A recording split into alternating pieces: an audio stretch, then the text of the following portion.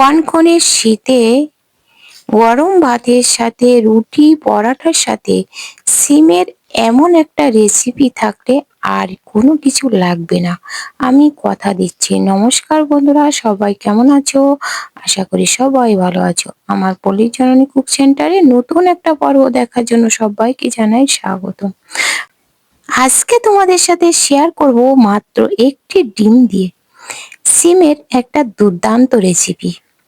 তোমরা কেউ স্কিপ করো না, সবাই দেখতে থাকো, আশা করি ভালো লাগবে। তো দেখো, সিমটা এইভাবে আগামাথা কেটে নিয়ে এইভাবে টান দিলে শীষটা উঠে যাচ্ছে। এই শীষটা কিন্তু খাওয়া যায় না, এটা খুব শক্ত। তো আর এরকম ভাবে মাছ দিয়ে এভাবে ভেঙে নেওয়া যাবে। একটা সিম দুই ভাগ করে কেটে নেব। আর সিমগুলো দেখে নিতে হবে, অনেক সময় সিমের ভিতরে পোকা থাকে। তো আর এই সিমগুলো কি নাম, তো তোমাদের জানা থাকলে বলো। এই সিমগুলো একেবারে লম্বা লম্বা চিকন চিকন, আর খেতে কিন্তু দারুণ। আর এর ভিতরে বিচিগুলো বেশ বড় বড় হয়েছে। এরকম সিমের তরকারি খেতে দারুণ হয়। আর দেখো, আর এর সাথে নিয়েছি দুটো টমেটো, গাজর, আলু নিয়েছি। তো সবগুলো আমি এখন কেটে নেব। তো তোমরা সবাই দেখতে থাকো, কেউ স্কিপ করো না, প্রথম থেকে শেষ পর্যন্ত দেখো, আশা করি ভালো লাগবে। আর এই যে দেখো, দুই একটা সিম কিন্তু এই যে দেখো বিচিগুলো এভাবে আমি বের করে নেব। অনেকগুলোর খোসাগুলো শক্ত হয়ে গেছে, বিচিগুলো এভাবে বের করে নেব। এই বিচিগুলো খেতে না দারুণ লাগে। এই যে দেখো, সব সিমগুলো আমার কাটা হয়ে গেছে এবং ধুয়ে পরিষ্কার করেও নিয়েছি। এই যে দেখো, সিমগুলো কেটে নিয়েছি, কাঁচা লঙ্কা কেটে নিয়েছি, একটা আলু কেটে নিয়েছি, আর গাজর কেটে নিয়েছি। আর এবার দেখো, কড়াইতে তেল দিয়ে দিলাম, দিয়ে এই যে কয়েকটা বড়ি ভেঙে আমি ভেজে নিচ্ছি। তো এই যে দেখো, তোমরা চাইলে কিন্তু এখানে আস্ত বড়িটাও দিতে পারো। তো আমি এখানে এই যে ফোড়নের জন্য তো ব্যবহার করা হচ্ছে, এই জন্য ভেঙে দিচ্ছি। মাছের ঝোলে একমাত্র আস্ত বড়ি আমি দিই। আর এই যে দেখো, সে একটা ডিম আমি ভেঙে তার উপরে দিয়ে দিলাম একটু হলুদ আর লবণ দিয়ে, এই ডিমটা এইভাবে একটু ঝুরি করে ভেজে নেব। এই যে দেখো, এইভাবে তোমরা, কথা দিচ্ছি, এইভাবে যদি তোমরা সিম রান্না করো, মানে সিম চচ্চড়ি বলে যাকে, করো, তো খেতে দুর্দান্ত লাগবে, আঙুল চাটতে থাকবে, একদম কথা দিচ্ছি। আর কিভাবে রান্না করি, কি মশলা ব্যবহার করি, তোমরা দেখতে থাকো। তো এক পাশে বড়ি ভাজা আর এক পাশে দেখো ডিম ভাজা।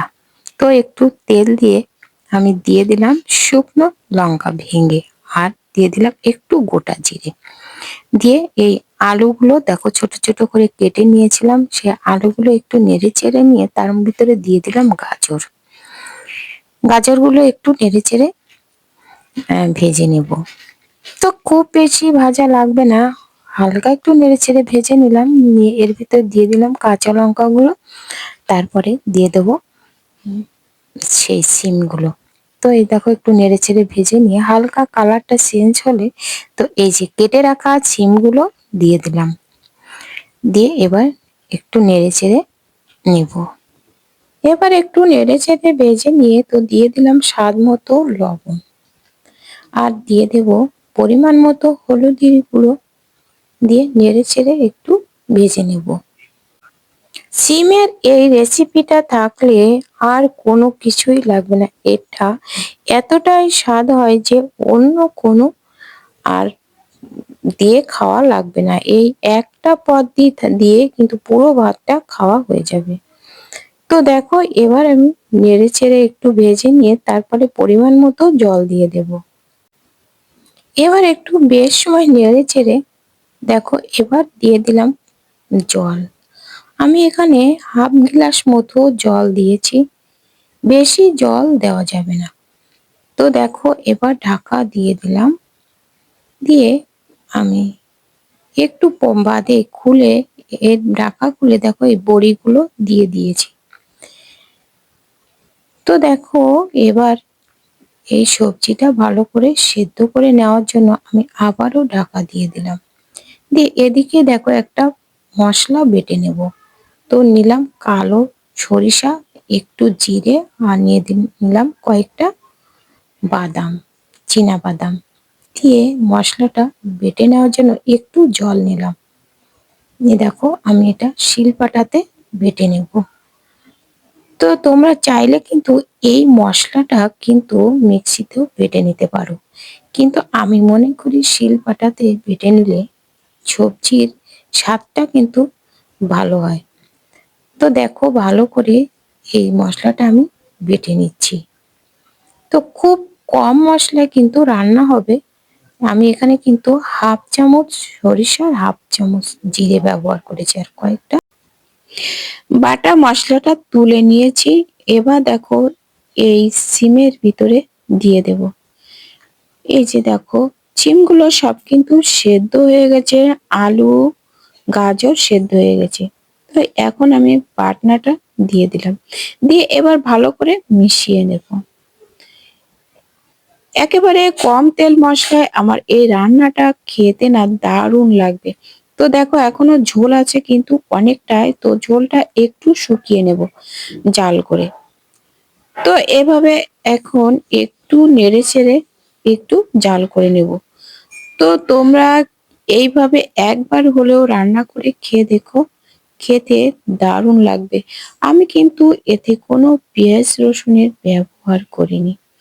তো আর এই যে দেখো ছিল টমেটো কেটে রাখা ছিল, সেই টমেটো এবার দিয়ে দিলাম। তো টমেটোটা দিলে কিন্তু তরকারির স্বাদটা কিন্তু দারুণ আসবে, একটু টক টক হবে আর খেতে দারুণ লাগবে।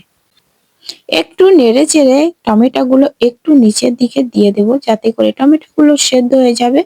তো এবার একটু স্বাদ আনার জন্য দেখো 1 চামচ চিনি দিয়ে দিলাম।